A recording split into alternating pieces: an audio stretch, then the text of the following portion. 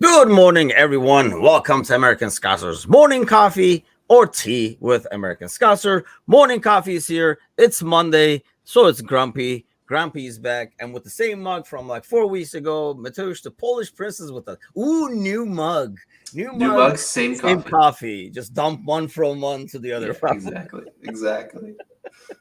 Well, the weekend is behind us, and what a brutal week that was. Alan is with us this morning. Good morning, Alan. Yeah, it was kind of like put away a brutal week overall with the Real Madrid game midweek, and then that torture of a game to watch on Saturday. So It happy I was was working during that it game. was just rough. It was just rough. So I had a couple of decent things over the weekend, so we'll start with that stuff. Actually, we'll start with a couple of PSAs that will kind of like tie in everything. I think first off, you will notice that the site is currently not online. Minor tweaks and improvements are being made behind the scenes. Nothing that us non-nerds will notice. I think when the site comes back up, but we're hoping it's going to be a lot faster and things like that. So bear with us while we work on that. But the site should be back up hopefully sometime tomorrow once the tweaks are everything is completed, but it should be a lot faster. That's where we normally do the news page out of and the headlines and stuff like that, so you can just go to the sites, go to that page and find out. You can't now, but you will be able to tomorrow once the site is back up. The second PSA would be, as most of our followers probably know, everybody knows you're the Polish prince. So I'm thinking most people know that I'm originally from Turkey, as we now call it officially. So we will be, and obviously everybody knows about the earthquake and like the damage it has caused and stuff. So we'll probably be announcing more of this as we go through the week, kind of putting the last pieces together. We're working with Anfield Shop, so another thanks and a shout out to them as well for helping us in this ordeal overall. So we're starting a fundraiser to collect some stuff and funds to send to Turkey, especially focusing on a couple of foundations, mainly with kids and stuff like that. So that's probably was my highlight of the weekend, was following soccer that came now back to Turkey. And I was very impressed. This is kind of like sadly, it takes something like this to bring out the best in humanity. You have to have like a disaster to realize, hey, there's more important shit in life. Kind of an ordeal when so many people die. We were talking, actually, we will be airing that as well. I had an interview with the Liverpool Supporter Club in Turkey, who actually had just got done delivering like a truckload, and they were able to, with along with Born and Red that you see in the banner over there, they were able to collect well over like 200,000 from what I understand, and they're going to be sending help, and they're going to be sending, like, next week he said they'll be sending a whole van of more like toys and stuff like that as we talked, and we will air that. I mean, it's sad to hear, especially the kids and how they're impacted by this whole ordeal. And I know, and I'll be honest, so this is like full disclosure here, obviously me being Turkish, I'm a lot closer to the scene, and I know I'm like, it's really like, as I watch, like, literally my heart hurts. I don't know if there's another way to explain it, but as you watch certain things and the pain, like, literally my heart hurts. I can feel like a pain in my chest. And so we're gonna do, we normally forget about these, Mateusz, when something like this happens, arts away from us. And then, the initial couple of days the help goes, but these, I mean, we're talking like almost like 15 main cities in the area devastated. They're estimating that it's affecting 15 to 20 million people in terms of being displaced. I mean, Yeah. the ones that had their house torn, obviously they don't have a house, they're living in tents, containers, and some of the houses are not, I mean, you not safe to live in. So they're doing that. But one thing over the weekend, and I really liked seeing, was a lot of things like throughout the games, like, I know, like, small gestures, but like really nice gestures. So on Saturday morning, before the Liverpool game, Fenerbahce was playing, and you can kind of see over here. Obviously, you don't know what these guys are called, but that's not their names. That's actually the cities that were impacted. In their names are underneath. Normally, the sponsor is where that name goes, but the sponsor basically took their name away, and they put like the cities that were impacted, and all the subs were coming in that said like Turkey on their back and stuff like that. And then right before the game kicked off, they threw like the entire stands, threw every freaking scarf and hats and everything onto the field. So the game started about 5 minutes late, so they had to collect all that stuff. All that stuff was sent. The incident happened in 4 minutes 17 4 minutes at 4:17, 4:18 in the morning. So the fans at the Fenerbahce game did not do any chanting or anything like that for the game until then. It was more about chanting about the cities and support and some anti-government stuff as well. And then at the 4 minute, 18 minutes, that they went kind of like back to the game. And Fenerbahce ended up winning. So at least one of the teams I kind of like did well. And on Sunday, actually, you have the video for this as well. They did something similar, but on the 4 minutes, 18 seconds, they basically threw toys onto the field instead. Tarihi anlar Vodafone Park'ta. Duygusal anlar, tarihi görüntüler. 04.17'de deprem felaketi meydana gelmişti. Kahramanmaraş merkezli. 4. dakika, 17. saniye. Bütün oyuncaklar zemine atılıyor. Oyuncular alkışlıyor. Dillerde, kulaklarda memleketim.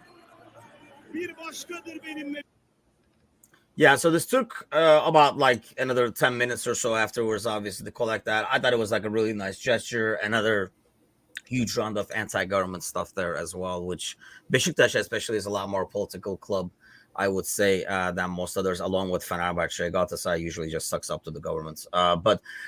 So I don't know if you saw any of this before. Obviously, like you had the video already, but let me get your thoughts on the ordeal. Yeah, it's I feel like it's one of those things where we really get a good representation of there's a lot more to this sport than just the sport itself. I feel like as global as a sport is, the community really does come together in times like this. I know certain sports, maybe like basketball or football or baseball here, you wouldn't necessarily see as much of that because you just don't have the as wide of a reach as you do with sports like soccer here, right? Where you have people who are connecting, like you connecting with the supporters clubs over there, being able to do something here from here that can help over there. And like you said, unfortunately, sometimes it takes being connected to something to really make you care about it. And I think we can attest to that even with stuff here. Certain situations, obviously no reason to get political, but sometimes certain things that you see that's happening around you that doesn't exist until it happens to you, kind of thing, So sometimes you just don't even want to think about it. Others just don't have the empathy for it. I know not the same situation, of course, but when Russia invaded Ukraine last year, and then we heard about the refugees, and I know like my family and my fiance's family would take people in to try and help. And so it's, along the same lines of just looking out for one another, but you don't really feel it until it is a connection or an extension of you. And, hearing about our families taking people in and us sending food and clothes over makes it that much more personal. Not that it wasn't happening before. It just makes you feel, like you said, your heart feels it all the time. Right. And that's what it comes down to. And I think, as beautiful as that is, I hope there is more of a response all around too. Just sending as many things as you can is great, but there has to be, a bigger governmental reaction that will actually help and assist these people for many, many years. This isn't going to be a couple weeks fix. Like, oh, look, okay, you're back on your feet. We got you some food, got you some clothes. Here's a toy or two. You're good to go. Some of these people are going to need years and years and years of help. And you hope that, maybe if try and have the people help as much as you can, but you do need a little help from the higher places. Yeah, we were talking with Tahir, who's like from the Liverpool Supporter Club in Istanbul.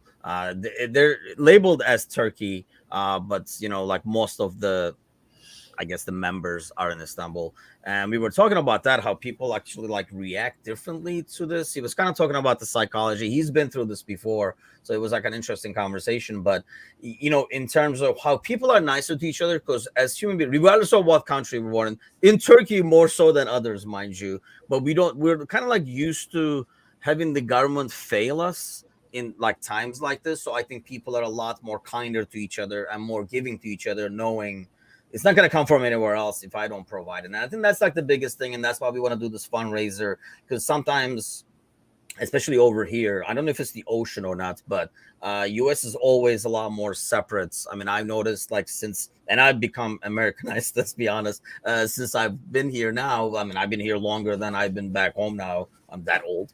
But it's the world news is kind of like really, really, really low on the scale. When something like this happens, it pops to the top, and it takes a day or so for it to kind of go to the fourth. And before you know it, it's like the 18th, and fourth becomes what the Kardashians are doing or some shit like that people are going to get more clicks. So as sad as that is, I mean, yeah, because like as Tahir was mentioning in the interview, the city's industry is destroyed as well. So these people don't even have work to go to now. So all that has to be rebuilt. So there's a lot of rebuilding. And honestly, like as we talk more and more, and the more examples he gave, it's the kids, man. I mean, I know it might not look like a lot, but he was talking about like how we gave like a ball to this like little boy, and it just made his day. And I mean, it hurts, man, just thinking about it, because I was telling you before I went on air, anybody who has had little kids knows it's almost impossible to be able to tell and explain to a kid about a loss in the family, a great grandmother who's maybe like 104 or something like that. That is tough to explain to a kid. How do you explain this earthquake? The fact that he lost half his classmates and probably half his family and stuff like that, I just would not. And Tahir was saying too that we're gonna see the reaction of this in long term, like 10 to 15 years from now, like the psychological impact. I was telling, we're watching something with my wife, because they had like a little aftershock thing last week. Nothing major like this. It was like 5 point something. And I mean, how would you sleep at nights ever again properly after living through something like this, seeing the destruction and stuff? So anyway, we discussed it as like the American Scouts are contributors, and we will be doing this fundraiser, do what we can. It might not be a fortune, and I think this is what people have to understand. You don't have to have a lot to send to be valuable to people who have pretty much nothing. So it goes back to the same adage that if everybody does, like if I had $1 for every time somebody said Liverpool's midfield, we'd be retired now. So every time you're gonna say Liverpool's midfield, if you're able to put $1 aside for this cause, probably by the end of the week you'll send $20 anyway. And honestly, if every Liverpool sends $20, it would be a huge help. So or you can, I mean, ours is not the only one. There's a lot of them happening right now. You can help in those. That's what I like about like the GoFundMe's and stuff like that. I think because not everybody, I hate seeing these fundraisers where it's like $100 just to be able to participate. Not everybody can just fork out $100 and should not be expected to. That's what I like about like the GoFundMe's and stuff a lot more, and these like silent auctions, because yeah, it's a lot easier to kind of like contribute like $5 or whatever that, and that's it. If that's all you can afford, that's fine and dandy, and it goes a long way. So more to come on that throughout the week as we finalize the details and get the silent auction set up and everything.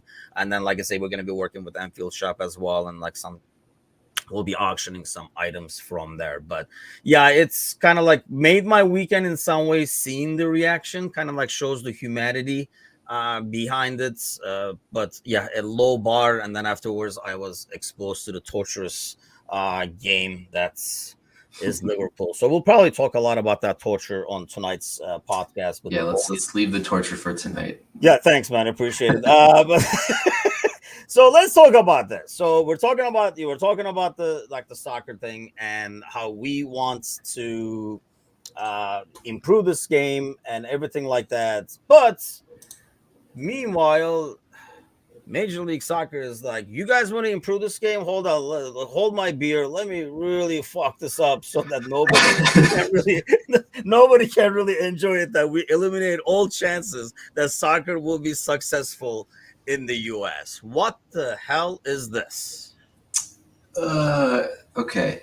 as someone, I know the MLS gets a lot of flack, and I know that sometimes I'm part of that flack.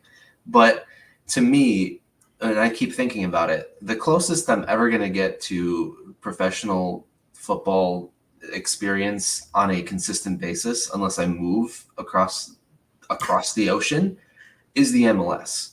So in some ways, I do want it to succeed and do better because I want to enjoy that. And I feel like we live close enough, or sorry, we live in Chicago, not close enough, where it's fun to be able to go to those games. And it's nice still these days because I could pay like $40 and sit right behind the goal in the first row. You know, that's still a nice thing. And I know in the future, if things change, that $40 will be a $300 ticket. So, I want to enjoy it while I can. But with that playoff system, the thing that really doesn't make sense to me is that the reason MLS did that is because they want to ensure that at least every team has one home match. And in my head, I'm thinking, okay, then just do one home and one away. If you just do a home and away leg in each round and not do the single, like, I don't understand how you go from a best of 3 to single elimination. And that's the toughest part. I think the nice thing is, I was actually looking at this the other day because I was really curious. The MLS itself, I know this is not the end all be all when it comes to quality of the league, but there's this video that came out about how big is the MLS, and they were using salaries to compare each league. And it turns out that the MLS is about the 6th highest paying league in the entire world. So when you that's a sham, isn't it? Compare the salaries between the teams that spend the most and like the teams that spend in the middle, many of these teams outspend the likes of the Scottish Premier League, the Netherlands League, the Portuguese League, and all of those leagues that you thought that maybe they were comparable, but they're not. And so I'm thinking that there is potential for growth there, and seeing some of the stadiums fill up. There's just this past weekend, 2 records were broken for stadium attendance for soccer in America. It was Atlanta and Charlotte, and they both had over 65,000 people that went to these matches. And that's pretty impressive. I don't care what you say about American soccer. To have over 65,000 people attend an MLS match is huge. I mean, considering some of the stadiums or the fields in England, they can't have that many people in there because their capacity is much smaller. But if they were bigger capacity, they'd have more people. But the fact that you can have a stadium big enough to house 65,000 people and to get 65,000 people to come, that is a pretty good indicator of where the sport is, and at least in that region. I know for the Fire, they play in Soldier Field. That stadium can hold 70,000 people. They might only get 6,000 or 7,000 that come to a game still, so it feels really empty. I think the actual average was like 12 to 14, but it just feels bare. And so if you have that possibility, I feel like there's a good chance for that. But I don't think this playoff system is the way to do it. And the thing that I don't understand is, okay, so they're probably thinking, I mean, here's the thing. What would make him say, okay, this is why Americans are not into soccer, we don't have playoffs? Is that the thinking behind it? Or it's just a way to, I mean, this is the American sports way, right? Because otherwise, who's going to go watch the team that's 8th? Because I mean, let's face it. I mean, in every fandom, I guess, but American fans want to win. So they're not going to support for the sake of the support in most cases. I mean, when you go like in England, in Turkey, the game day is kind of like an experience. It's something that you do every week.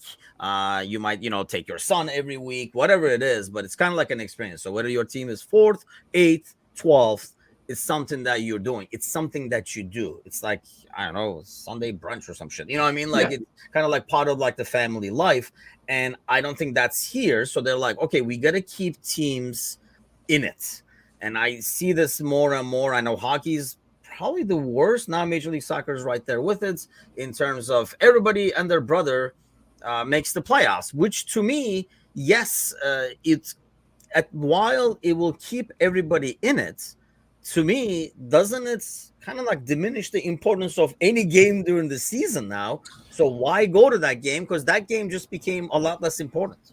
That's been the big criticism of NHL and basketball primarily too, because basketball now 20 of the 30 teams make the playoffs because there's the play-in, right? So you get up to 10 Yep. seats. So 20 of the 30 teams. At least here, it's 18 of 29 teams. So percentage-wise, it's less than basketball of teams that make the playoffs. But I think part of it is wanting to, when everything that's being done here, they want to make it more American. They don't want to make it more European. And there's a big chunk of the MLS fan base that's happy that they don't have a promotion relegation system here, that they have a playoff system here, that they have things here that are more accustomed to how we experience sports over here than how people experience sports over there. And I don't know if there's necessarily the right way or the wrong way. This playoff system seems like the wrong way, and I think time will tell that it was not a good decision. But until then, I mean, that's just, they can't do anything about it. The thing that really irks me with it is that they decided to implement this change 2 days before the season started. It wasn't like a, hey, we're going to do this following year. This was 2 days before the actual kickoff of the season. They're like, oh, by the way, this is actually how we're going to play this year. So, get used to it. I mean, I can see in some ways where, we're obviously all probably looking through the European lens on this, right? I mean, we're like, because we follow European leagues. So when we look at soccer here, we're looking through that lens. Even though we are here, we're looking through that lens. So let's take ourselves out of that lens, put it in like behind, like an American behind the lens. They might be taking it as, I really like the sport, but I hate how they do it. Okay, it's fair. If you don't like it, you don't like it. I don't get it, but whatever.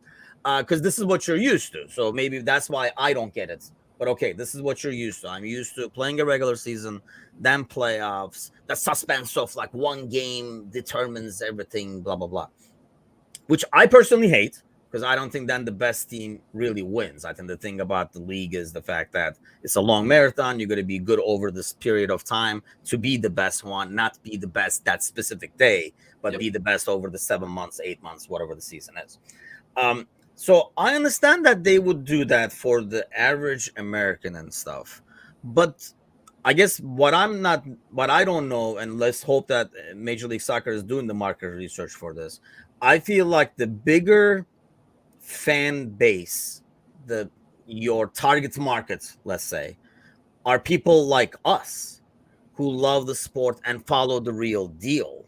So isn't it better to kind of try to appeal to us as opposed to, I would think we outnumber. I highly doubt there's a guy who really loves soccer but does not watch the Premier League, because I just don't like this point system.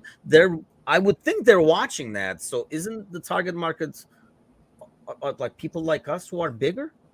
Unless they're sleeping until 2 in the afternoon, they can't catch any Premier League games. That's kind of the only reason.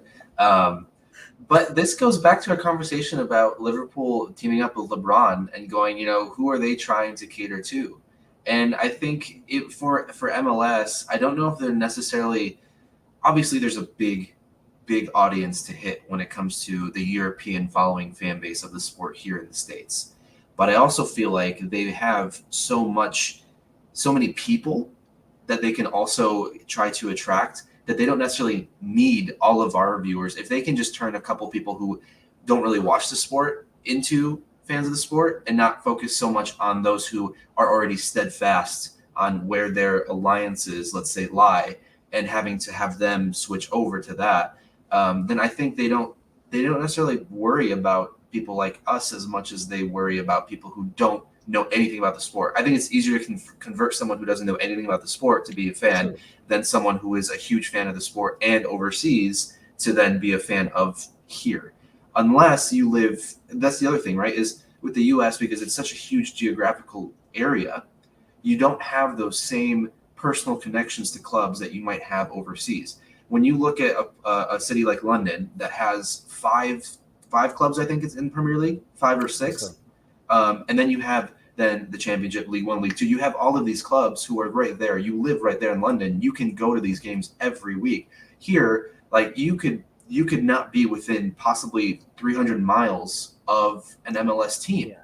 If you're in Wyoming, The closest team, I actually don't know. I would have to look it up, but it's People probably in Wyoming are like, it's like Portland Timbers or Seattle Sounders all the way on the in the West Coast, or maybe somewhere in the Midwest, like Minnesota United. That might Utah or be. something. Now we have to find this out for the fans in Wyoming. You had everybody on the edge of their seat in Wyoming saying, I think, was "Which it? one is closest?" There's a map that came out with like Premier League follow viewership from each state. I think Wyoming was Man City for some odd reason. Like the two people who watched it searched Manchester City one time. Like, oh, this is the highest populated search for Wyoming, Manchester City. Yeah, so I don't know. I mean, I look at not only that, I mean, they're doing this freaking best of 3. And obviously, when there's a best of 3, as it says right there, no ties, no aggregate score. So, like, play to the death. And we know personally from Liverpool that, you know, when you play a lot of games, you're going to be beat. Aren't they just going to kill these guys? I can't see any player looking at this and be like, oh, this is going to be sweet. I think I wonder if maybe they just have a penalty shootout at the end of 90 for those those games, because I don't think you could possibly have asked. Yes, no players. extra time will be played. Teams will participate in kicks from the penalty spot to determine the winner. Yes, and that could be a really cruel way. You have like the 8 seed play against the 1 seed, and they just park the bus and they just take it to PKs and they win PKs. I mean, that is not the way. That is the thing that we've hated about this. Like it's a tough way to decide a winner of a match, because you know but there's no, what other solution is there? You know, I know lower divisions have flirted with the idea of kind of the hockey style where you take off a player off each team and just go like 10 on 10 and then 9 on 9 and then 8 on 8. And it's like, that's so much field to cover when you've only have 6 guys, you know, potentially at the end of the game. And so, yeah, I don't think, and to Sparky Parky's point down there, bringing that up, I don't know if you really know what these kids are watching, because I'm more closer to that demographic. I don't know how old you are. Oh, bring in the age card. I see how it is. It's not the age card. It's not the age card. It's the connection to the people here that are around my age. You'd be surprised how many of them are not watching the Spanish or the English leagues, primarily because of the times that they're on. A lot of people do watch MLS. You coach them. Okay, well, maybe you've coached your kids to watch the higher level leagues, but there are plenty of people who watch the MLS. And I'm not trying, I don't want to then sit here and be, you know, known as the MLS sympathizer. But I do think that the only way that we can also appreciate it and let it grow is if we stop degrading it all the time. Because if we just sit here and constantly just say how terrible of a league it is, there's never a chance to succeed, this and that, then it's never going to succeed, because we're not going to allow it to. When you have guys like... Okay, so now you said that, let me jump in, because I feel like that's why I don't like this, because if you're relying on us, like with our lens, to carry this league and make the sport bigger, don't do something that is really alienating anybody who's more used to the system by introducing even more playoffs and make, you know, like you can't cater to the guy who doesn't know anything about soccer, but then expect us actual soccer fans to help you promote it. That's where I'm like lost. Why would they even do that? Because it's, I guess there's a piece of there and there, but I don't know. I just feel like, especially recently with the transfers of like Miguel Almiron, with Duran from Chicago Fire, from Gaga Swinina, Chicago Fire, to like these are 10, 15, $20 million transfers to the Premier League. Like we are seeing that the MLS could be a good avenue for the players from possibly South America, from a Colombia, from a Uruguay, from a Venezuela, excuse me. And I feel like it's something that will continue to be grown upon. And I guess to your point, I do understand that there has to be a little bit of catering towards us to really take it more seriously, sure. But I do think that, you know, it's, I don't know, I guess I just, from my lens, I'm open to the league more than some others, so I don't see it necessarily that way, but I get it. I feel like it's the gate to make the sport bigger here, which obviously helps, a club like Liverpool and like overall like soccer in the country. So that's the main gate we have, right? And that's why I feel like when something like this happens and I see this, I'm like, no, like it's not that commercial. That's not how any of this works. Like you guys are just doing it like all wrong, kind of a deal. And it looks like, when I look at the system, it looks like they want to eliminate the week, because the best of 3 series is the first round. It's not even like the conference semifinals and stuff. We kind of like go back to a more normal, like a cup tournament, kind of like an ordeal, like a Champions League like format. But it's almost like, I don't know if something happened where some lower seeds squeak through by parking the bus and getting a goal or something like that. They're like, we got to make it best of 3 so these guys don't sneak through. We have the best teams in the playoffs, kind of thing. That's what it looks like to me, because otherwise, why would you make it round of best of 3 in the first round and then be like, and from now on, we're just doing home and away? And it extends the season so much. Like the opening weekend was this past weekend, and the final is the first week of December. That is a long season. Yeah. I mean, that's only a month and a half, maybe 2 months off. And for a team like the Sounders, who are actually playing in the Club World Cup, they've been playing the whole year pretty much, because they didn't get a break, because then they had to go play the Club World Cup. So I think, if anything, their big thing is, I think they want to compete with the market of the big sports, because the times that they play, and there's a reason now with their Apple TV deal that they'd made, they started booking times. Years prior, the game times that would start would be all sort of scattered, and there wouldn't be a very specific time slot that every team would play in. This past weekend, what they're going to do moving forward is they have 8 games start at about 6:30 Central Time. So whether you're on the West Coast or East Coast in the Midwest, it's going to start at 6:30 Central Time. So 7:30 out there, 5:30 out there, whatever, and to kind of keep it all in the same system. And then they have a show with Taylor Twellman that it's called MLS 360, and it's like a really bad version of Goal Rush. Yes, I saw that this weekend. They just sit there and they talk while they just keep changing games. Instead of focusing on one game and then maybe showing a goal once it happens, they're just trying to go from game to game to game to game, and it just is a product that needs a little bit of help. But yeah, and it's just, another thing is there's too many teams to shorten the season, and that's another problem, is that they're aiming for more expansion teams. They might end up with 32 teams by 2025 is what they're saying. And it's like, that's a lot of teams. So then what do you do? A division system like you do in NHL, where you have 8 teams and 4 divisions, and then the top 2-3 teams from each division go through, and that makes it more like the American sports. And so I know that they're just trying to make it more American and to fight for those good primetime slots that make people want to watch it. They've moved primarily to Saturday games because they learned that Sunday games weren't working because of the NFL. And so I think that's a big thing. 30, I mean, it's for one league compared to what we are used to in Europe. That's a lot. That's a lot. I mean, 20, the EFL championship is 24, and that, it's a 46-game season, so brutal season. And 32, if you had that as one league, that'd be 66 games if you just played home and away. Yeah. That's a long that's pretty ridiculous. Season. And not only that, I think it's diluting the talent pool. I mean, now you're making it even less of a quality product by diluting it more. And I think that's why, I saw that 360 thing because I have Apple TV. I turned it on. Let's hope that it was just the first weekend. It was full chaos. It looked like we were at a pub and you could just listen to the table next to you as the games were going on different TVs. But I think that's the main issue is, like, you were talking about when I turned on the TV last night as we were like getting like dinner ready and stuff like that, that's the only soccer that's on. And that's kind of like my default. Turn the TV on, sports, soccer first, and then see what's on there. And then, you pick that. And that's the only thing that's on in that window.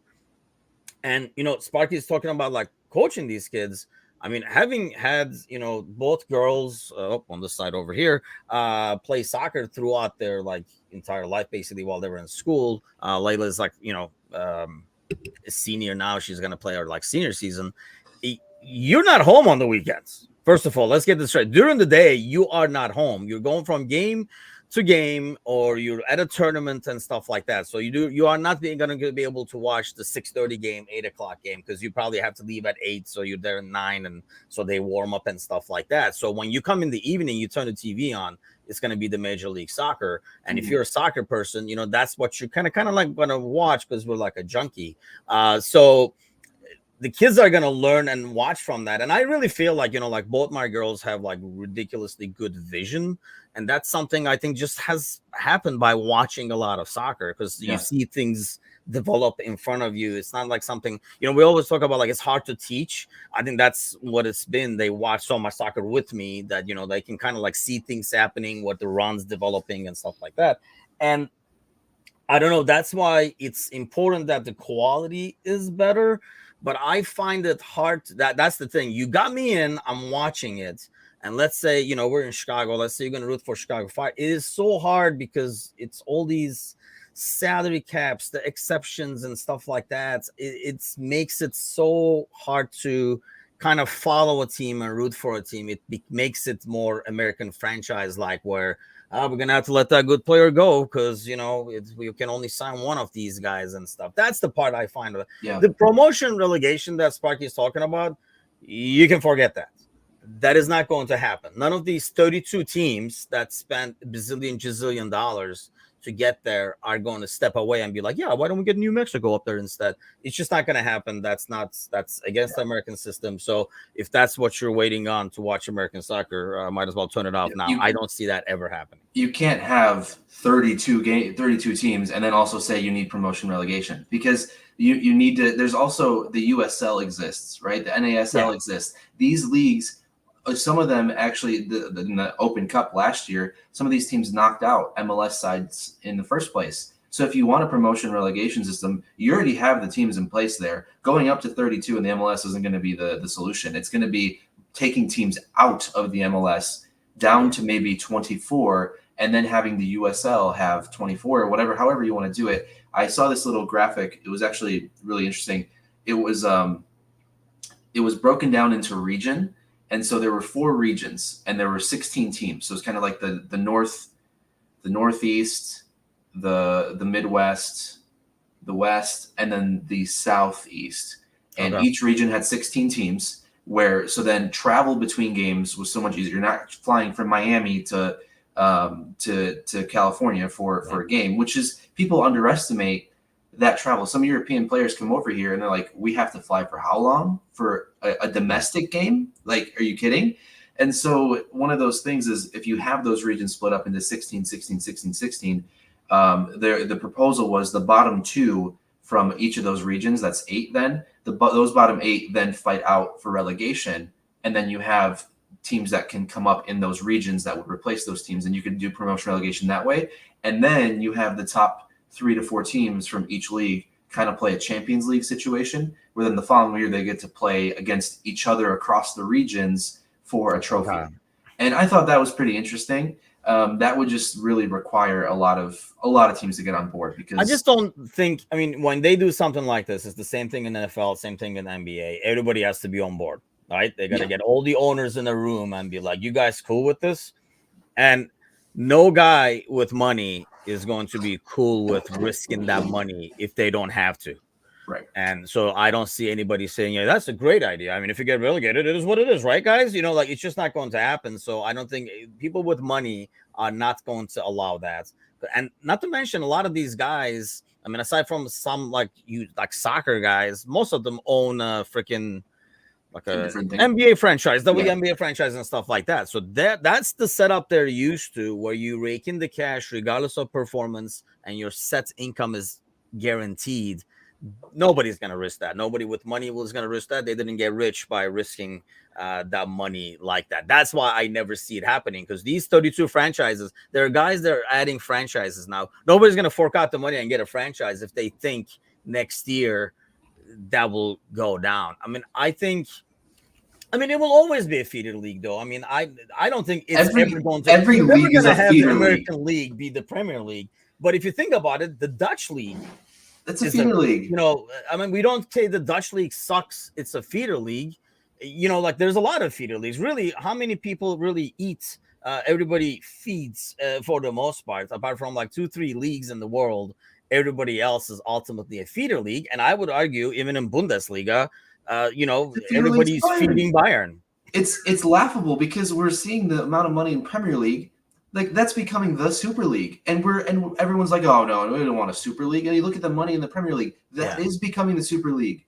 Like it's actually insane. And then so every other league has become a feeder league. So that's a terrible way to try and like prove that argument there. And maybe Which I'm sure Sparky is not big on either, because he's old school. But Yeah. I mean, that's where we're headed. Right, But and not Sparky specifically, because there's plenty of people who talk about the Premier League, and don't realize how much of a feeder league every other league is to the Premier League right now. Because I mean, here's another thing. Like, even if you were trying to build it, and unless the guy really wants playing time, the Premier League, because of the broadcast, because of all the income that's coming in, they can outbid anybody. Like, Feyenoord is not going to be like, we paid more than freaking Chelsea and we got it. There's no way. The only reason the guy would go to Feyenoord is so that he can get more playing time and guaranteed playing time and stuff. So ultimately, I mean, the Major League Soccer, I don't think should ever sit down and be like, we're going to be the best league in the world at one day. Yeah, forget that. I mean, that's just not going to happen, because first of all, that's the base of the thing. I mean, we talk about getting up at 6:30 to watch over here. Nobody's going to get up at 2 a.m. in the morning to watch a Major League Soccer game. Actually, funny you say this. No, I'm not kidding. I have proof that I can show you. So I started doing MLS fantasy this year because the fantasy Premier League is going so poorly. Because you're a fantasy nerd, okay? Yeah. And I need to do something. And so I joined this Discord community of just there's not really many fantasy content creators for MLS. So there's this one person that everyone kind of follows, and so they have a Discord community. And there are several Europeans on there who have alarm clocks at 1, 2, 3 a.m. to set lineups. And same way that we have people that set their lineups here at alarms at 3, what is 4. their reasoning? Because they love the league and they love the game, the fantasy game. Is it because I don't know, like let's say they're Polish, and there are a lot of like young Polish talents here that you're hoping is gonna break out? Is that like the attraction? I'm really finding it hard to believe. It's like us getting up in the 2 a.m. to watch a game in like the Saudi Arabia league or something. Yeah, no, I agree, and it blew my mind because I didn't realize until I was actually on the Discord and seeing where some of these people are from that these guys, they love the fantasy game and they love the league and they get up for it. Part of it could be that maybe there's a few players from their respective countries that they get to watch and see possibly. But yeah, it's weirdly not so local as you would think. But maybe that's just fantasy specific. I don't know if it wasn't for fantasy, if they would be waking up to watch the games. Just hanging out with the nerdy crowd. I think so. Yeah. Well, your friends, they're probably like, afterwards, I have the Chinese league. I got to do that. My lineup. Okay, I have a line. I'm already doing the fantasy Premier League. I'm doing the fantasy MLS. I'm doing the fantasy basketball. The fantasy. I have to draw the line somewhere. I think you crossed the line with fantasy Major League Soccer. To be honest with I don't know. Okay. Shameless plug here, and this could be beginner's luck, but let me just throw this up here. That's the wrong screen. Look at this. 211th overall out of 12,000 for week 1. I mean, that's not bad. That is actually pretty darn impressive. I'll give you that. So catch us next week when I show you that I'm 9,000th out of 12,000. Meanwhile, I'm still starting Cancelo, I think, in our fantasy Premier League. You know what else is a huge comeback? You know what's really amazing about this is that it's rolling transfers. There's no lockout time. You can transfer people up until their game time. You can substitute people up until their game time. Like, it's mind-blowing. You can actually you have unlimited transfers. So it's really you're playing with your budget to set the best lineup you can each week. And I think that's a fun way to play it rather than like, oh God, I really hope Pep starts Mahrez this time. Meanwhile, we keep hearing from the fantasy nerds that the Premier League servers, they only allow so much. Major League Soccer has figured it out, but it updates in real time. In real time, it updates. It's amazing. Like your overall rank as things score, it updates. It doesn't take 2 hours to update. It's weird. It's I crazy. would like to actually talk to. We should get some people from the other side of the ocean and see how big it is. Because I know fantasy sports was not something I was into till I came here and kind of started with American football. And I know they have it back home now, but I think people more bets on the games, Right. and maybe what do they call those? Specific bets for a player. What is that called? Prop bets. Yes, prop bets. So I think people are more into that as opposed to doing the fantasy part of it. It might have changed. Like I say, I've been here longer than there now. So before we head out real quick, I guess if we have to, Saidu, why do you even bring up Liverpool? We were just talking about other stuff, forgetting our sorrows, and you had to go and bring it up.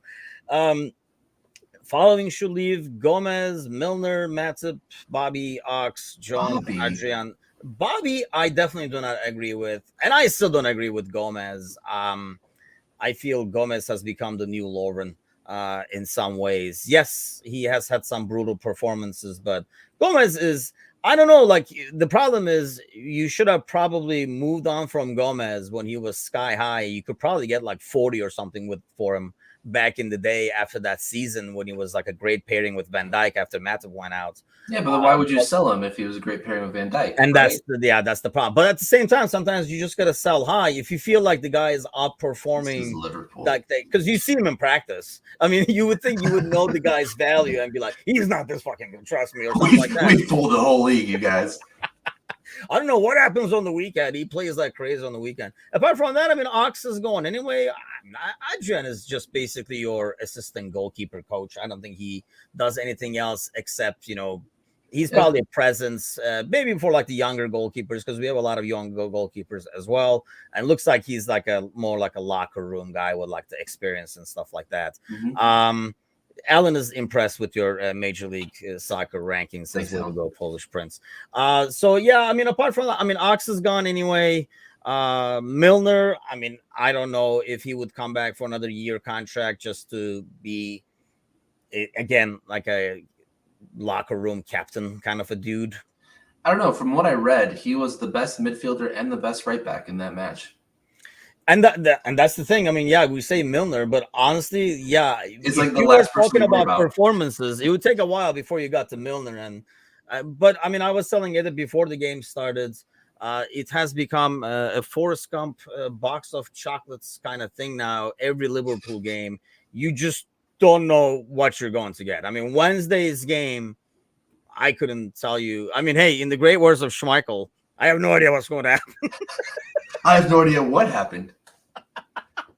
You watched the game. Don't you know what happened? I don't have to tell you. That's not my job. Yeah, we're gonna have to get Schmeichel over here as punditry so he can just say, I have no idea what's going to happen in this game. I don't know how but I don't. I mean, with Liverpool, you really don't. You don't know who's going to show up, who's not going to show up. Are we going to be able to get a game where we get a couple of goals and get our rhythm back? But I think this is what we are this year. Right? I mean, I think we're just gonna have to battle the storm. I think battling for top four and stuff. We keep waiting for this comeback that I think we should just face it. It's just not gonna happen. Yeah, unfortunately. And I know it's tough because you want to see the Liverpool of old and you want some of those players that were around for that to be around for the Renaissance in a way, right? And so guys like Firmino, while they might not be in the best stretch of their career, they're still pretty integral to the way that they play, that they set up. And I know the rest of the guys that he mentioned are, I don't know, like you said, Adrian, great locker room presence. I think sometimes we undervalue that too when it comes to it. He knows he's never going to get minutes unless something serious happens to Alisson and Keller. So he's great there for the young guys. Milner, we know what we're going to get out of him. He's the one guy you don't really have to worry about. You know what kind of performance you're going to get out of him. So that's nice to have that. And honestly, it's like we've been saying before, like you guys have been saying on the Monday Night Pod, we shouldn't be relying on Milner at this point either. That's the other thing. It's not necessarily the player's fault. It could be to an extent, but at the same time, you have to wonder, there was so much time before we got to this point to help not be in the situation that you can't necessarily feel bad for the player too much. it's tough because it happens. But I feel like we didn't have to get to this point. And if guys like Gomez and Matip and Ox and Jones were more rotationable and had more time as a rotation player in the last couple of years, they'd be seen a lot differently than they are now, and we'd be in a lot different of a position and not have to rely on the guys that we weren't supposed to be relying on in the first place. Yeah, I mean that's the thing. Like, I mean, really, like Adrian, like who's like, man, where's Adrian? Like, I mean, that's not an issue we have a problem with. I mean, like goalkeeping, you had 2 great goalkeepers. You didn't get the second one unless there's an injury, and he's just there for presence. Same thing with Milner. I mean, Milner should be the guy that comes in the 75th minute, closes out a game that you're already winning, rests legs for like Hendo or Fab or whoever, or maybe Trent, whatever, and then that should be his role. When you're having to put him in to save a game, to create and stuff, that's unfair to expect Milner to do that, number one. And I don't think that was the plan anyway. I don't think we were like, and that will bring Milner for a spark. I don't think that was ever the plan. It's sadly the situation we're in where you put your midfielders out there, they're not performing or they don't have the legs. So you're like, Millie, go in there, sort these guys out. I don't know what the fuck is going on out there. And then you kind of, and like I say, when you look at performances, by the time you get to Milner, you're going through a lot longer list of names before you say, what was Milner doing, by the way? So, and it's pretty sad when Milner keeps coming in as right back and like shifts over to right back to cover Trent, who, I mean, he's not coming out for tired legs, I would think. It's more like performance and what he's bringing out. So there are other concerns. But yeah, I mean, obviously, we're definitely going to see a lot of changes this summer. I think we were going to anyway, but after these results, I think it kind of like makes it even more important. But we'll talk a lot tonight, I'm sure, with the boys. Do you have like an early prediction for Wednesday or box of chocolates you're digging your hand in there? Thinking it's coconuts coming out with freaking like. Let's just go 2-2 so that I'm not necessarily disappointed if it gets worse, but I'm pretty excited if it's better than that. So yeah. For fantasy reasons, you got people playing. I always have people playing. And I had to lock my freaking lineup in because that's how the. No Wolves players though. I mean, I've got Darwin and Mo going, so that'd be a pretty nice way to cap off the week.